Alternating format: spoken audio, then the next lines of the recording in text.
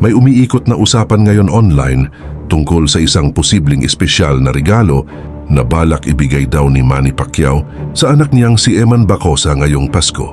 Hindi ito kumpirmado, hindi official na announcement, pero maraming netizens ang nagbibigay ng teorya na kung sakaling may ibigay man si Manny, ito raw ay mas malaki pa sa kahit anong regalo na natanggap ni Eman sa buong buhay niya. Hindi daw ito kotse, hindi sapatos, hindi gadgets, hindi training package, kundi isang bahay. O, isang bahay. Pero teka, bakit nga ba parang big deal ang ideyang yon? At bakit ngayon pa lumalabas ang ganitong klaseng usapan? Para maintindihan natin ang konteksto, kailangan nating balikan ang pinanggalingan ni Eman at ang dynamics ng relasyon nila bilang mag-ama.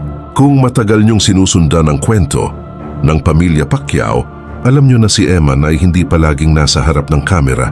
Tahimik siya, hindi maingay online at halos hindi gumagawa ng spotlight at moments. Pero sa likod ng pagiging low-key niya, marami ang naniniwalang may malalim na koneksyon si Manny at Eman, isang koneksyon na hindi palaging ipinapakita sa social media. Kaya kung sakaling may espesyal ngang regalo siyang ibibigay ngayong Pasko, natural lang na maraming tao ang curious at magtatanong kung bakit ganun na lang kalaki ang regalong ibibigay at parang nagpapahiwatig ng hindi basta lang na simbolo ng gesture na iyon.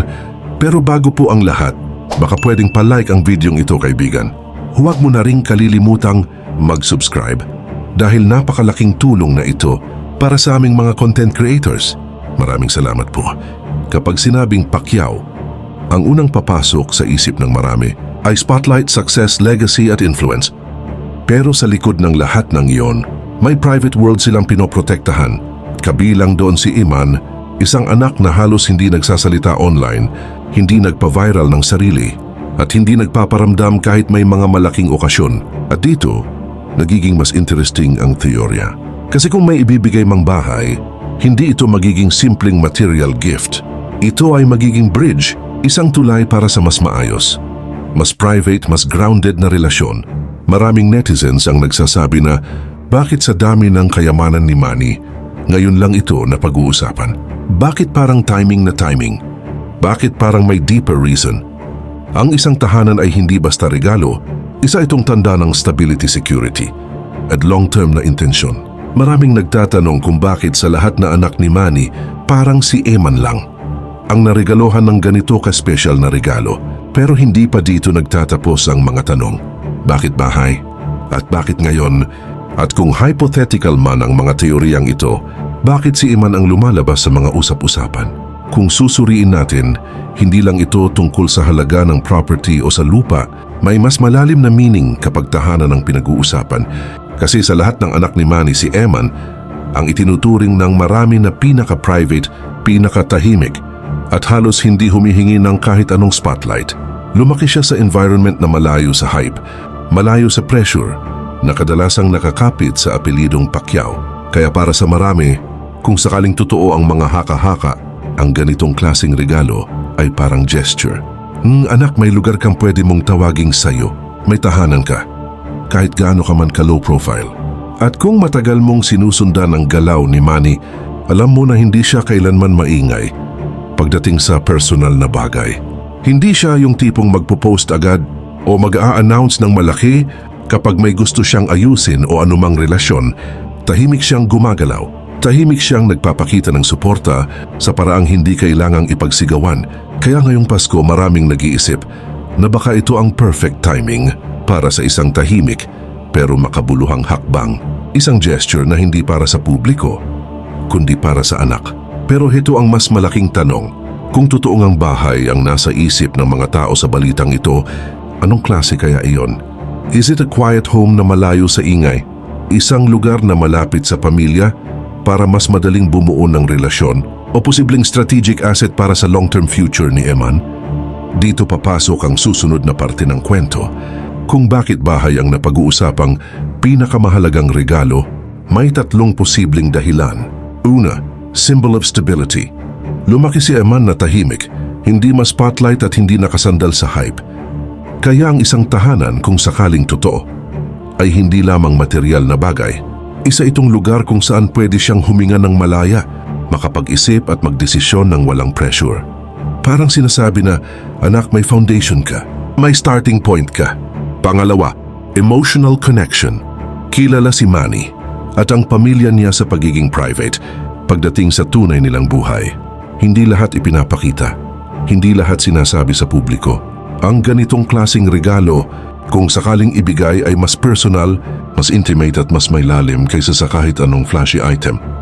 Hindi ito tungkol sa social media, hindi tungkol sa flexing, kundi tungkol sa tahimik na pagpapakita ng pagmamahal.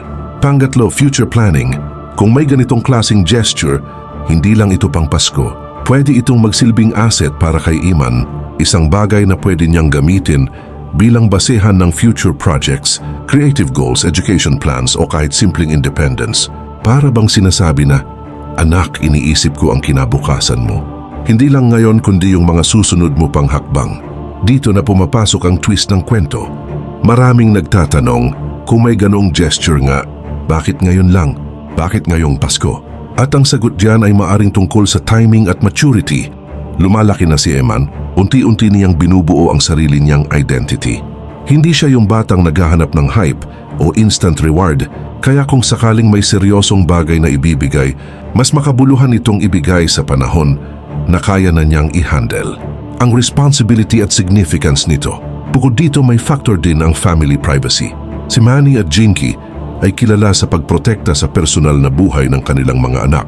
Hindi sila basta nagbibigay ng malalaking announcements tungkol sa private matters. Kaya kung sakaling may espesyal na gesture ngayong Pasko, ito ang tamang timing, tahimik, personal at simboliko. Tanong ng marami, ano ang meron sa teaming na ito? Ang Pasko ay season ng reflection, season ng pasasalamat, season ng pagbibigayan. Hindi dahil sa pressure kundi dahil sa emosyon, at kilala si Manny sa pagiging sentimental kapag Pasko. Ito yung panahon na mas family-oriented siya, mas quiet, mas reflective, mas grounded, at kung sakaling may espesyal na plano nga siya, ngayong holiday season, hindi nakakapagtakang sa Pasko niya gusto itong gawin. Hindi sa birthday, hindi sa ordinaryong araw, hindi sa isang random moment, kundi sa panahon na ang gesture ay may kasamang emosyon at hindi lang practicality. At dito lumalabas ang pinakaimportanteng lesson ng kwento, ang isang posibleng regalong tahanan. Kung sakaling maging totoo man ang mga teoryang ito na hindi material lang, isa itong simbolo ng pag-aalaga, respeto, maturity at long-term na suporta. Hindi lahat ng gesture ng mga magulang ay kailangang flashy o pang-viral. Minsan yung pinakamalalim na regalo ay yung hindi ipinagmamalaki sa publiko, kundi ibinibigay ng personal, tapat at may totoong intensyon. At para sa mga nanonood ngayon, heto ang pinakaimportanteng aral. Ang tunay na pagmamahal ay hindi nasusukat sa laki ng regalo, kundi sa lalim ng intensyon at tamang timing. Ang relasyon, lalo na sa loob ng pamilya, ay unti-unting binubuo, hindi binibigla. At ang mga gestures na iniisip para sa long term ang siyang pinakamakabuluhan. At ngayon ikaw, ano ang masasabi mo dito? Kung ikaw ang magulang, gaano kahalaga para sa iyo ang pagbibigay ng sariling tahanan para sa isang anak? At kung ikaw naman ang anak, ano ang mararamdaman mo kung bigyan ka ng isang lugar na pwede mong tawagin na sayo? Ikaw, ano ang masasabi mo sa videong ito? Ibahagi mo naman ang iyong komento sa ibaba at sabay-sabay nating pag-usapan yan. Huwag mo na rin kalimutang mag-like at subscribe para sa mas marami pang updates gaya nito.